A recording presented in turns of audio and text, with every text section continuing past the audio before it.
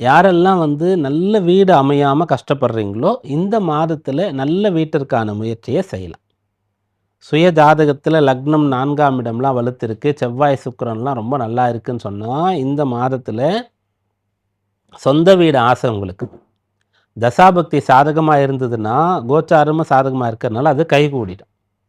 அல்லது சொந்த வீடு யோகம் ரொம்ப குறைவா இருக்கு, நீங்க வாடகை வீட்ல இருக்கீங்கன்னா, நல்ல ஒரு வீடு. எந்த ஒரு பிக்கல் பிடுங்கலும் இல்லாம, தொந்தரவு இல்லாம, சுதந்திரமாக இருக்கிற மாதிரி ஒரு வீடு உங்களுக்கு அமையும். வசதியா இருக்கிற மாரி வீடு அமையும்.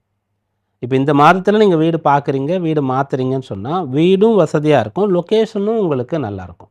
வீடு அமைந்திருக்கக்கூடிய பகுதியும் கூட வந்து ஈஸி ஆக்சஸ்ன்னு சொல்ற மாதிரி, ஒரு பக்கத்தில ஒரு நீங்க பஸ் ஸ்டாண்ட் போறது, ரயில்வே ஸ்டேஷன் போறது, மார்க்கெட் போறது, ஸ்கூல், காலேஜ், ஹாஸ்பிட்டல்னு சொல்லக்கூடிய விஷயங்கள் பக்கத்தில இருக்கிற மாதிரி வரும். அப்ப ஃபர்ஸ்ட்டு வந்து துலா ராசியில இருக்கக்கூடியவர்களுக்கு தை மாதம் நல்ல வீடுன்னு சொல்லக்கூடிய யோகத்த தருகிறது.